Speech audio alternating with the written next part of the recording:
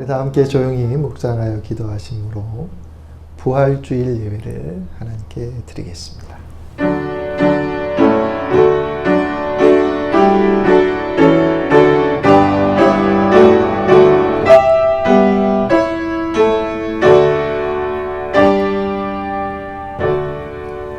사망이 한 사람으로 말미암았으니 죽은 자의 부활도 한 사람으로 말미암는도다.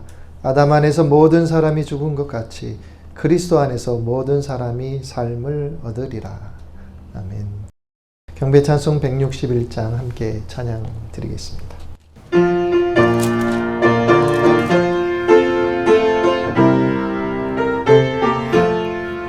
할렐루야 우리 예수 부활 승천하셨네.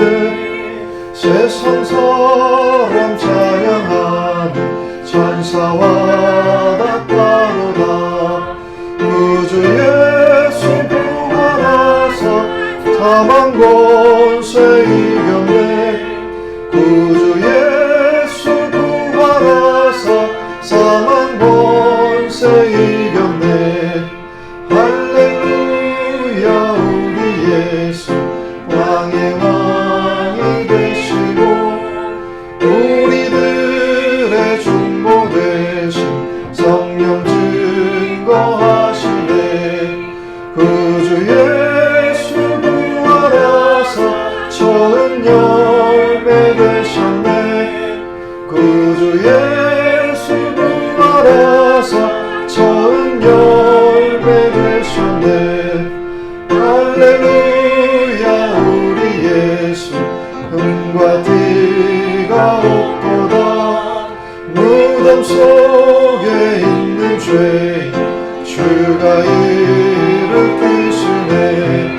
구주 예수 부활하사 영광 주로 오시네.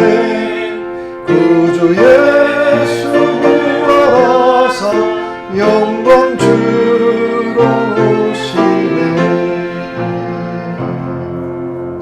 아멘. 우리 사도신경으로 신앙 고백 드리겠습니다. 전능하사 천지를 만드신 하나님 아버지를 내가 믿사오며 그 외아들 우리 주 예수 그리스도를 믿사오니 이는 성령으로 잉태하사 동정녀 마리에게 나시고 본디오 빌라도에게 고난을 받으사 십자가에 못 박혀 죽으시고 장사한 지 사흘 만에 죽은 자 가운데서 다시 살아나시며 하늘에 오르사 전능하신 하나님 우편에 앉아 계시다가 저리로서 산 자와 죽은 자를 심판하러 오시리라. 성령을 믿사오며 거룩한 공예와 성도가 서로 교통하는 것과 죄를 사하여 주시는 것과 몸이 다시 사는 것과 영원히 사는 것을 믿사옵나이다. 아멘. 성시교독 교독문 134번 부활절 두 번째 교독문을 나누시겠습니다. 내가 받은 것을 먼저 너희에게 전하였노니 이는 성경대로 그리스도께서 우리 죄를 위하여 죽으시고 장사 지낸 바 되셨다가 성경대로 사흘 만에 다시 살아나사 게바에게 보이시고 후에 12 제자에게와 그 후에 500여 형제에게 일시에 보이셨나니 그 중에 지금까지 대다수는 살아있고 어떤 사람은 잠들었으며 그 후에 야고보에게 보이셨으며 그 후에 모든 사도에게와 맨 나중에 만삭되지 못하여 난 자 같은 내게도 보이셨느니라. 그리스도께서 만일 다시 살아나지 못하셨으면 우리가 전파한 것도 헛것이요 또 너희 믿음도 헛것이며 만일 그리스도 안에서 우리가 바라는 것이 다만 이 세상의 삶뿐이면 모든 사람 가운데 우리가 더욱 불쌍한 자이리라. 그러나 이제 그리스도께서 죽은 자 가운데서 다시 살아나사 장자는 자들의 첫 열매가 되셨도다. 아멘. 봉헌찬양 171장 1절 부르시겠습니다.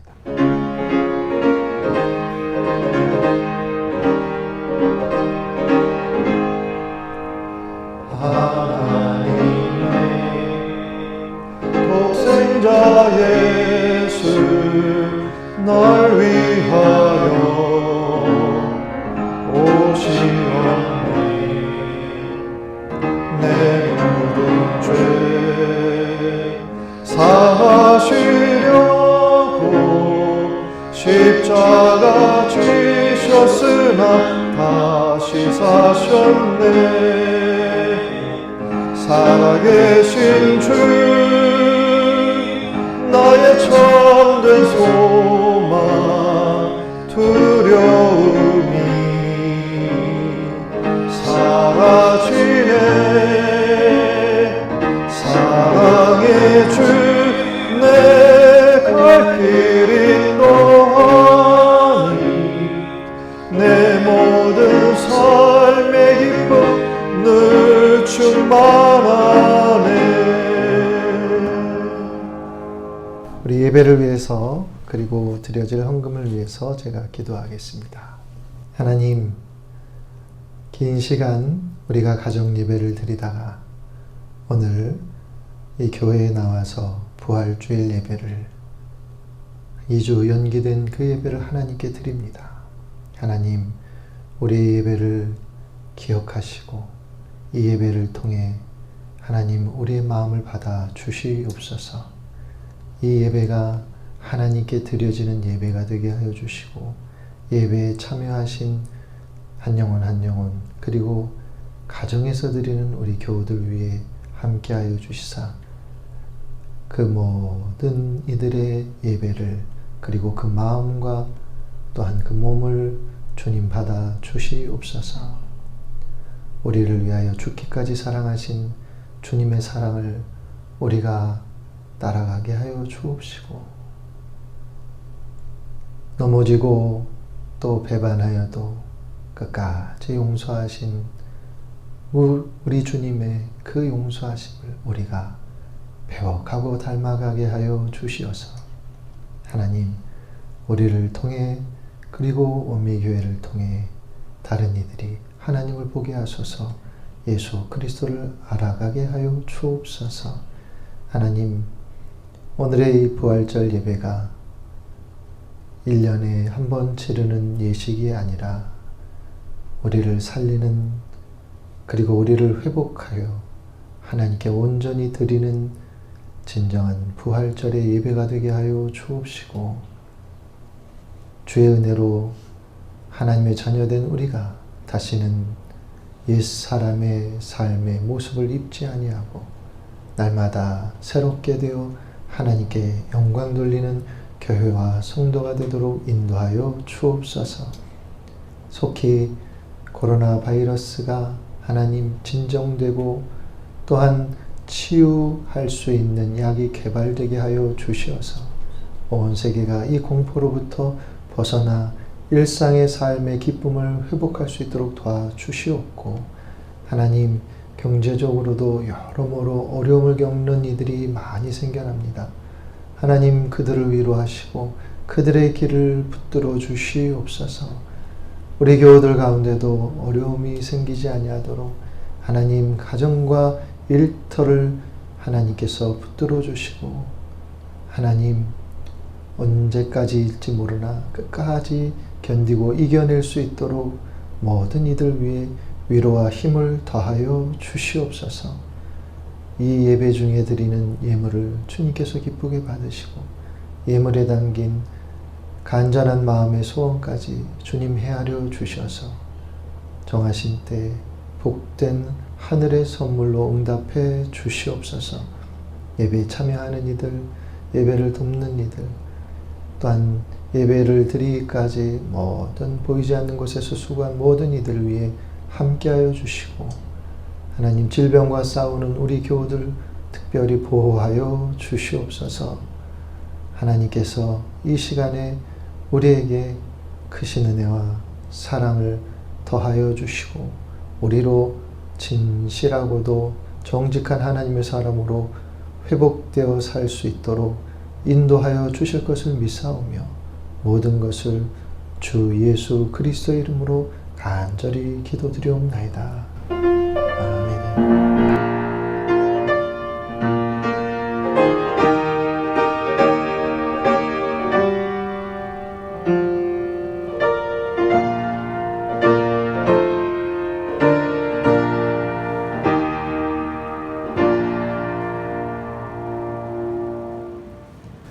오늘 하나님의 말씀을 보시겠습니다. 먼저 구약성경 출애굽기 25장 31절부터 40절까지 먼저 봉독하겠습니다. 너는 순금으로 등잔대를 쳐 만들되 그 밑판과 줄기와 잔과 꽃받침과 꽃을 한 덩이로 연결하고 가지 6을 등잔대 곁에서 나오게 하되 다른 3가지는 이쪽으로 나오고 다른 3가지는 저쪽으로 나오게 하며 이쪽 가지에 살구꽃 형상의 잔 셋과 꽃받침과 꽃이 있게 하고 저쪽 가지에도 살구꽃 형상의 잔 셋과 꽃받침과 꽃이 있게 하여 등잔대에서 나온 가지 6을 갖게 할지며 등잔대의 줄기에는 살구꽃 형상의 잔 4과 꽃받침과 꽃이 있게 하고 등잔대에서 나온 가지 6을 위하여 꽃받침이 있게 하되 2가지 아래에 한 꽃받침이 있어 줄기와 연결하며 또 2가지 아래에 한 꽃받침이 있어 줄기와 연결하며 또 2가지 아래에 한 꽃받침이 있어 줄기와 연결하게 하고 그 꽃받침과 가지를 줄기와 연결하여 전부를 순금으로 쳐 만들고 등잔 7을 만들어 그 위에 두어 앞을 비추게 하며 그 불집게와 불똥 그릇도 순금으로 만들지니 등잔대와 이 모든 기구를 순금 한 달란트로 만들되 너는 삼가 이 산에서 네게 보인 양식대로 할지니라. 아멘. 다른 한 곳은 요한계시록 1장 20절 말씀입니다. 내가 본 것은 내 오른손에 7별의 비밀과 또 7 금촛대라. 7별은 7 교회의 사자요 7 촛대는 7 교회니라. 아멘. 할렐루야. 네. 주님의 은혜가 여러분, 이 자리에 모인 여러분 모두에게 또 가정에서 예배드리는 모두에게 함께 하시길 축원합니다. 오늘은 우리가 연기한 부활절 예배로 드리는데 말씀을 전하기에 앞서 늦긴 하였지만 우리 서로를 바라보면서 주님의 부활을 축하합니다 라고 인사 나누는 시간을 갖도록 하겠습니다. 네. 오늘 부활절 본문은 예수님의 부활 사건을 담은 본문을 읽지 않고 구약 속 교회의 4번째 이야기를 나누려고 합니다. 부활하신 주님께서 제자들을 찾아다니시면서 그들로 모이게 하셨습니다. 예루살렘을 떠나지 말고 아버지께서 약속하신 선물, 성령을 기다리라고 말씀하셨죠. 모인 무리들이 예수님 승천 후 성령을 받고 거기서 교회가 시작이 되었기에 부활하신 주님이 이루시려고 하는 그 교회의 모습을 성경에서 찾아보는 것이 또한 부활절 메시지로 좋겠다는 생각을 했습니다. 오늘 이 시간 주님의 은혜와 또 성령의 감동하심이 저와 여러분에게 함께 하시기를 간절히 축원합니다. 오늘 2군데 읽었는데 구약 본문은 모세에게 등잔대를 만들라고 하신 하나님의 명령을 기록한 말씀이고 신약 본문은 로마의 도미티아누스 황제 시절 교회를 박해하면서 그때 사도 요한이 반모 섬이라고 하는 곳에 유배된 적이 있습니다. 거기서 요한은 주님이 보여주신 환상을 보게 됩니다. 그 환상을 기록한 말씀이 계시록입니다. 요한계시록은 예수님이 요한을 통해서 초대교회를 대표하는 7 교회에 보내는 서신의 형태입니다. 특히 1장 20절에 보면 7 촛대를 7 교회라고 말씀하시는 부분이 나옵니다. 7 촛대가 바로 구약의 오늘 우리가 읽었던 등잔대를 말하는 것입니다. 그래서 구약의 이 등잔대에 담긴 의미를 교회에 대한 이미지로 읽을 수가 있는 것이죠. 그래서 구약 속 등잔대에 담긴 이미지, 그 속에서 오늘 우리가 세워가야 할 교회의 모습들을 찾아보려고 하는 것입니다. 등잔대는 화면에 보시는 모양입니다. 성소에는 3개의 기구가 놓여져 있었는데 분향단이 정면에 배치되고 그리고 진설병과 등잔대가 좌우에 배치되어 있습니다. 이 등잔대에 교회의 이미지가 담겨 있습니다. 하나님은 금 1달란트로 등잔대를 만들라고 하셨는데 1달란트는 약 34kg 정도 되는 무게입니다. 그래서 등잔대가 그리 작지는 않았을 것입니다. 출애굽기 본문 40절 우리가 읽은 말씀에서 하나님이 말씀하신 대로 즉 보여주신 양식대로 모세에게 만들라는 그런 명령으로 마지막 절이 끝나죠. 모세는 그 말씀에 그대로 순종해서 등잔대를 완성합니다. 우리는 여기서 등잔대 속에 담긴 교회의 이미지를 볼 수가 있습니다. 교회란 먼저 하나님의 말씀이 있고 그 말씀에 순종함이 있는 곳이 교회라고 하는 것이죠. 이것이 교회의 대전제입니다. 바탕이고 기초입니다. 거기에 다른 것들이 세워져 가야 하는 것이죠. 본문에 읽어보면 여러 동사들이 나옵니다. 만들다, 연결하다, 연결하게 하다, 있게 하다, 나오게 하다 쭉 여러 가지 동사들이 나오는데 중요한 것은 연결하여 만들어 가야 한다라고 하는 것을 말씀하고 계십니다. 이 본문을 구약 출애굽기의 본문을 읽어보면 마치 나무를 연상하는 듯한 말씀을 주십니다. 줄기에서 가지가 나오고 가지에서 꽃이 피게 하는 그런 모양으로 만들라고 하시거든요. 서로 연결된 지체가 되어서 성장하는, 커가는 모습으로 하나님이 모세에게 설명하고 있습니다. 서로 연결되어 있다고 하는 것이 어떤 이미지가 있는 것 같습니다. 그것은 하나의 생명체, 하나된 생명체라는 이미지이기도 하고 연결되었다는 말을 저는 이렇게 이해했습니다.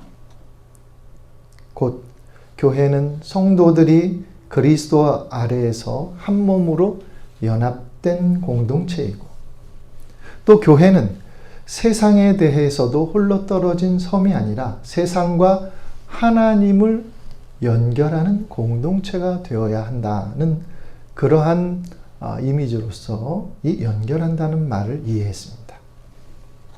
그렇다면 무엇으로 연결해야 할까? 교회 공동체 내에서 또한 교회가 세상에 대해서 어떻게 연결고리를 찾아가는가? 무엇이 연결고리가 되어야 하는가? 그것은 당연히 사랑입니다. 우리는 서로 사랑으로 연결되어야 하고 그래야 건강하게 성장할 수 있습니다. 모든 생명체는 이 사랑의 연결을 통해 자라나게 됩니다. 그것도 건강하고 바르게 자라납니다. 교회는 성도들 서로가 뿌리가 되어주고 줄기가 되어주고 가지가 되어주어야 하고 이 사회에 대해서도 그렇게 뿌리가 되어주기도 하고 줄기가 되어주기도 하고 가지가 되어줌으로 서로 그러한 하나님이 우리에게 베풀어 주신 사랑을 공급하는 공동체가 되어야 할 줄 믿습니다. 이것은 십자가에서 우리를 위해서 죽으신 주님의 뜻이기도 합니다. 우리는 주님의 희생의 사랑에 의해서 영생을 공급받은 성도들입니다. 우리는 그분의 사랑을 먹고 살아가는 사람들입니다. 먹은 것이 사랑이기 때문에 우리에게서 나가는 것도 사랑이 되기를 간절히 축원합니다. 그런 교회 공동체, 그런 하나님의 몸된 교회로서의 지체가 된 저와 여러분 되기를 간절히 바랍니다. 제가 이번 주에 전도서를 잠깐 읽다가 11장 1절부터 2절에서 눈이 멈췄는데 거기 이렇게 말씀이 기록되어 있습니다. 너는 떡을 물 위에 던져라. 여러 날 후에 도로 찾으리라. 7에게나 8에게 나눠 줄지어다. 무슨 재앙이 땅에 임할는지 네가 알지 못함이니라는 말씀이 있습니다. 오늘의 맥락에서 우리가 처한 환경에서 다시 한번 읽어보았습니다. 무슨 재앙이 땅에 임할는지 내가 알지 못함이니라.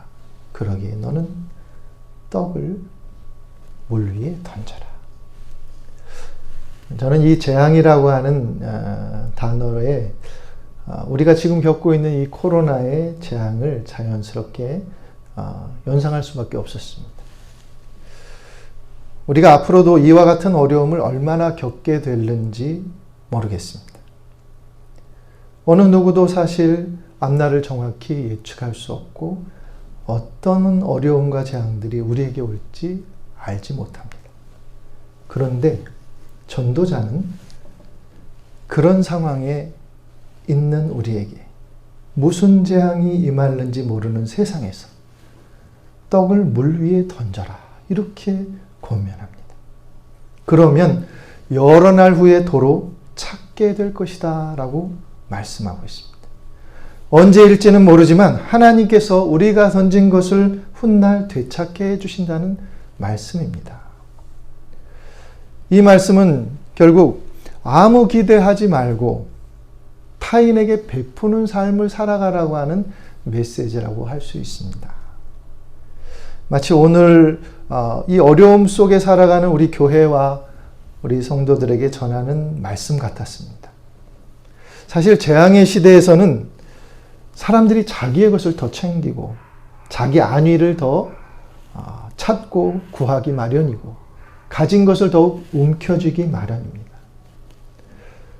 우리나라에서는 볼 수 없었지만 다른 나라에서는 코로나로 인해 사재기가 일어났다는 기사를 여러 차례 읽었습니다. 그런데 전도자는 무슨 재앙이 임할는지 모르는 세상에서 자기의 것을 더욱 부여잡고 챙기라 이렇게 말씀하지 않고 오히려 떡을 물 위에 던져라. 기대 없이 아무런 기대하지 말고 너의 가장 소중한 것을 베풀고 나누라 이렇게 말씀하고 계신 것입니다. 떡은 가장 소중한 삶의 수단입니다. 육의 양식이거든요. 생존의 기반입니다. 그런데 그것을 물 위에 던지라고 하시는 말씀은 결국 성도와 교회는 세상에 소중한 것을 나누는 존재가 되어야 한다라고 하는 뜻이라고 생각합니다. 만약 내게 소중한 것이 시간이라면 시간을 나누고 나에게 소중한 것이 건강이라면 몸으로 봉사하는 일을 통해서 나누고 살아야 하고 소중한 것이 물질이라면 그 물질을 나누는 삶을 살아야 한다는 권면의 말씀입니다. 저는 이것이 연결되었다라고 하는 말 속에 담긴 교회의 이미지라 생각을 해서 오늘 말씀을 드렸습니다. 우리는 말씀을 듣고 말씀을 의지하고 말씀을 따라 살아가는 사람들이죠. 이 전도서의 말씀이 저와 여러분에게 그런 순종의 또 사랑의 촉매가 되는 말씀이 되기를 간절히 기원하며 그렇게 세상과 연결되고 또한 우리 서로가 연결된 교회 공동체를 이룰 수 있기를 주의 이름으로 축원합니다. 그리고 등잔대는 가장 중요한 것이 불을 밝히는 것이죠. 빛을 내는 것입니다. 오늘 37절에 이렇게 말씀합니다. 그 위에 두어 앞을 비추게 하라. 등불은 항상 위에 걸어둡니다. 그래야 더 많은 곳을 밝히고 멀리서도 볼 수 있기 때문에 그렇습니다. 그리고 만약 등불을 옮겨야 할 때는 등불을 든 사람이 가장 앞에 서서 걸어가야 합니다. 그래야 뒤에 오는 사람들이 넘어지지 아니하고 안전하게 따라올 수 있습니다. 등잔대가 불을 밝히듯 교회도 불을 밝히는 공동체가 되어야 하는데 주님도 우리를 향해서 뭐라고 하셨냐면 너희는 세상의 빛이라 이렇게 말씀하셨거든요. 어둠과 죄악으로 혼탁해진 세상을 비추고 사람들 앞에 서서 걸어가며 사람들이 길을 찾게 하고 넘어지지 아니하게 하고 그 불빛을 보면서 희망을 품고 살아갈 수 있도록 밝히는 것이 교회여야 한다고 하는 것이 등잔대에 담긴 이미지라 생각을 합니다.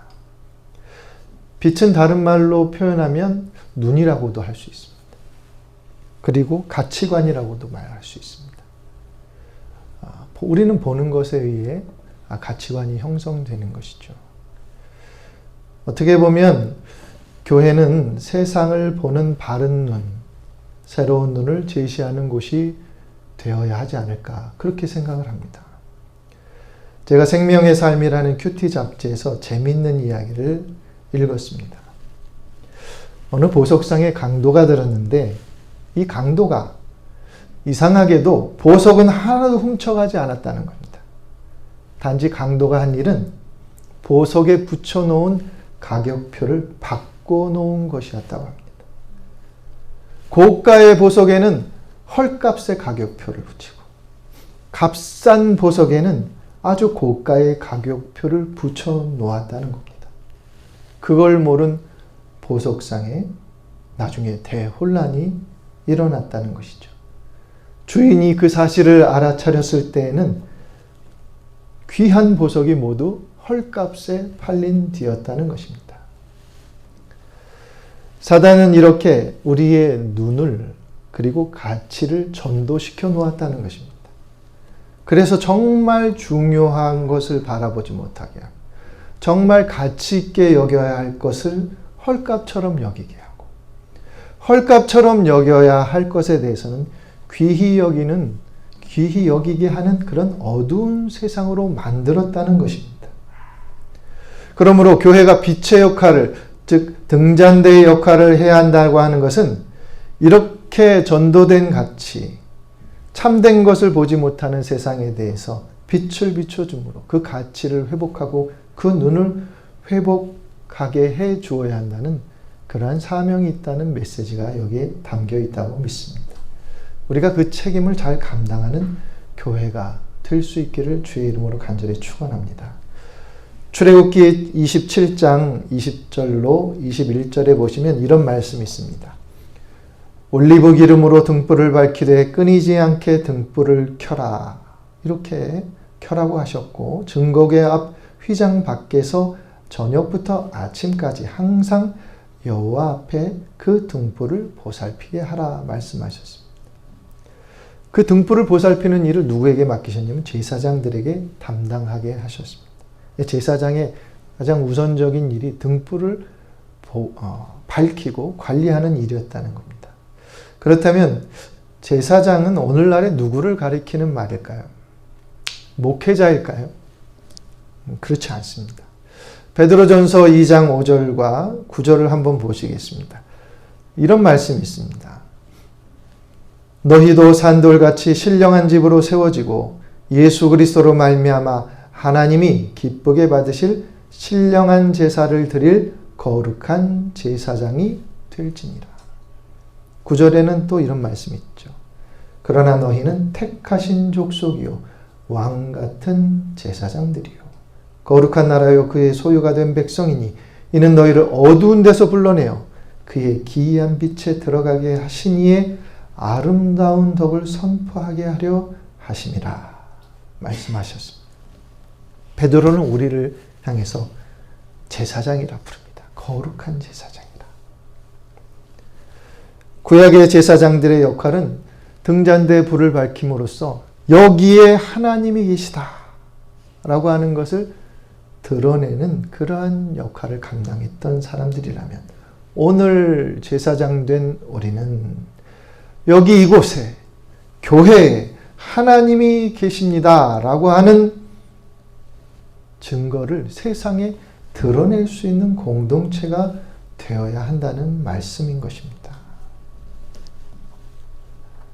그 삶이 그리스도의 말씀으로 살아가는 사랑의 가치, 사랑의 삶으로 드러나야 하는 곳이 우리 교회 공동체가 되어야 하리라 믿습니다.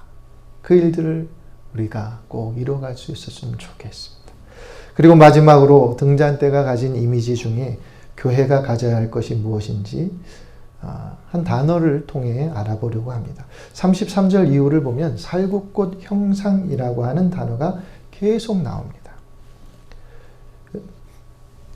원어를 살펴보니까 살구꽃 형상이라고 된 부분은 메슈카딤이라고 되어 있습니다. 이 단어 속에는 샤카드라고 하는 단어가 들어있습니다. 샤카드라고 하는 단어는 흔들다, 지켜보다, 주의하다 이런 의미를 가진 단어입니다. 그리고 샤케드라고 하는 단어가 바로 살구나무라고 하는 의미로 쓰여졌습니다. 아론의 쌍난 지팡이도 바로 이 나무입니다. 이 나무는 원래 아몬드 나무인데 우리 번역에서는 살구나무로 번역이 되어 있습니다. 살구꽃의 형상으로 만들라라고 하는 의미는 이 단어 속에 교회는 세상을 깨우는 사명을 갖고 있다는 것을 드러내는 그런 메시지가 속에 담겨 있다고 생각합니다. 교회에서 목회자는 성도들을 깨어있게 하여 하나님을 바라보게 해야 하는 그러한 역할을 감당하죠. 성도들도 세상에 대하여 깨어있게 하여서 하나님을 볼 수 있게 해야 할 줄 믿습니다. 물질에 잠들고 이기심에 잠들고 자기 만족에 잠들어 있는 세상을 깨우는 역할을 우리 교회가 감당해야 한다는 것이죠. 순종하는 삶으로 깨어나도록 해야 하고 사랑의 삶으로 깨어나도록 해야 하는 역할이 우리에게 주어져 있습니다. 가끔 드라마에서 나오는 교회에 대한 이미지, 교인들에 대한 이미지, 목회자들에 대한 이미지는 대부분 희화화되어 있습니다. 웃음거리의 소재로 쓰이는 경우가 대부분입니다. 사람들은 말합니다. 예수는 좋은데 교회는 싫다. 그게 오늘날 교회가 세상에 심어준 이미지의 열매가 아닌가. 불쾌합니다. 불쾌하지만 우리 스스로 빌미를 제공한 면도 있으니 그들만 탓할 수가 없습니다. 우리가 참 교회의 모습을 갖추어 가기 위해 어디에서 답을 찾아야 할까? 오늘 읽은 등잔대 이미지에서 그 하나의 답을 찾을 수 있기를 간절히 바랍니다.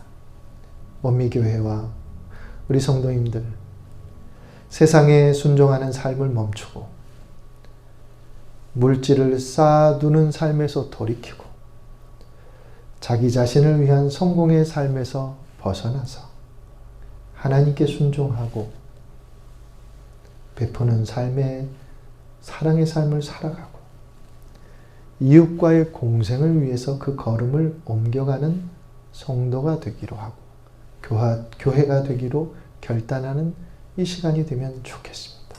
우리가 이렇게 마음을 품으면 하나님께서 분명히 우리의 복이 되어 주실 것입니다.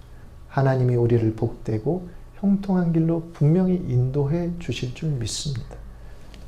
필요한 것은 우리가 하나님이 기뻐하시는 교회가 되기로 하는 결단에 있다고 믿습니다.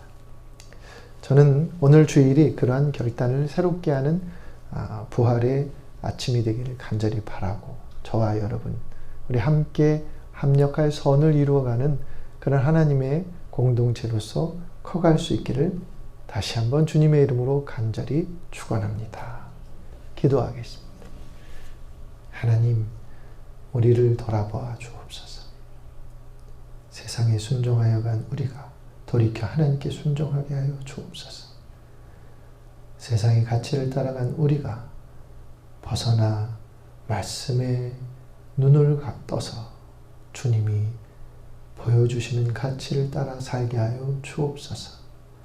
우리가 등잔대로서의 교회의 이미지와 그 모습을 찾고 발견하고 입어갈 수 있도록 동행해 주셔서 우리를 통해 세상이 하나님을 보는 은혜와 역사가 있게 하여 주옵소서.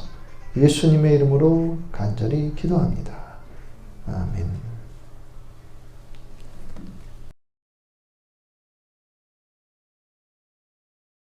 교회 소식 전하겠습니다. 오늘은 우리가 부활절 예배로 드리고 있습니다. 오늘 우리가 드리는 부활절 헌금은 코로나로 인해 어려움을 겪는 이들과 또한 교회를 돕는 데 후원하도록 하겠습니다. 8기 90일 성경 통독 5월 4일부터 시작합니다. 참여하실 분들은 신청해 주시기 바라겠습니다. 인터넷 영상 예배, 당분간 영상 예배를 교회에서 드리는 예배와 함께 병행하도록 하겠습니다. 우리 이를 위해 계속 수고해 주신 지방 목사님들께 감사를 드립니다. 여선교회 바자회 5월 24일에 진행합니다. 이를 위해서 여러분들 필요한 물품들, 생활용품, 본인은 사용하지 않지만 또 다른 분들이 유용하게 사용할 수 있을 것 같은 그러한 물건들을 여러분들 17일 주일까지 기증해 주시면 감사하겠습니다. 여선교회에서 바자회 진행하는데 유용하게 그렇게 사용하겠습니다. 그리고 5월은 가정의 달이고 어린이 주일과 어버이 주일이 있습니다. 우리 각 가정을 위해서 늘 기도해 주시고 특별히 우리 자녀들이 개학을 할 수 있도록 또 우리 자녀들을 위해서도 계속 기도해 주시길 바라겠습니다. 감사합니다. 파송의 찬송 165장 함께 찬양드립니다.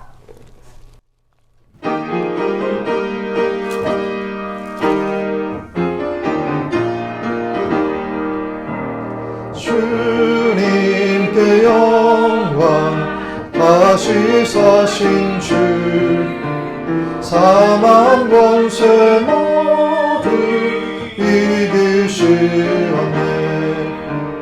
흰 옷 입은 천사 돌을 옮겼고 누우셨던 곳이 비어 있었네. 주님께 영광 다시 사신 주 사망 권세 모두 이기시었네. 부활의 주님 나타나시사 두려움과 의심 물리치셨네. 주의 교회 기뻐 찬송하여라. 다시 사신 주님 죽음 이겼네. 주님께 영광 다시 사신 주 사망 권세 모두 이기시었네. 생명의 임금 영광의 주님 주님 없는 삶은 헛될 뿐이라. 주의 사랑으로 세상이 이기고 요단 건너 온연 가게 하소서.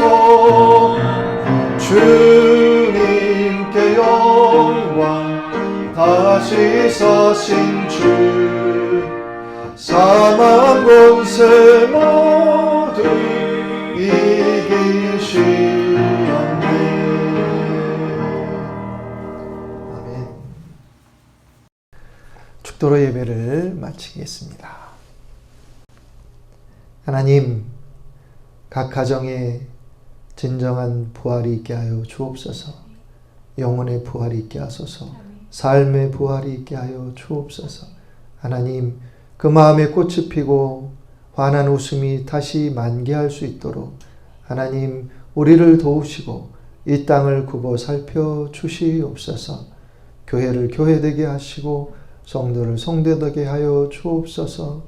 하나님, 참 하나님을 기억하고 참 하나님을 섬기고 우리가 하나님을 진실하게 따라 살아가는 원미교회 성도들로 세워질 수 있도록 아버지여 긍휼히 여기시고 우리를 빚어 주시옵소서.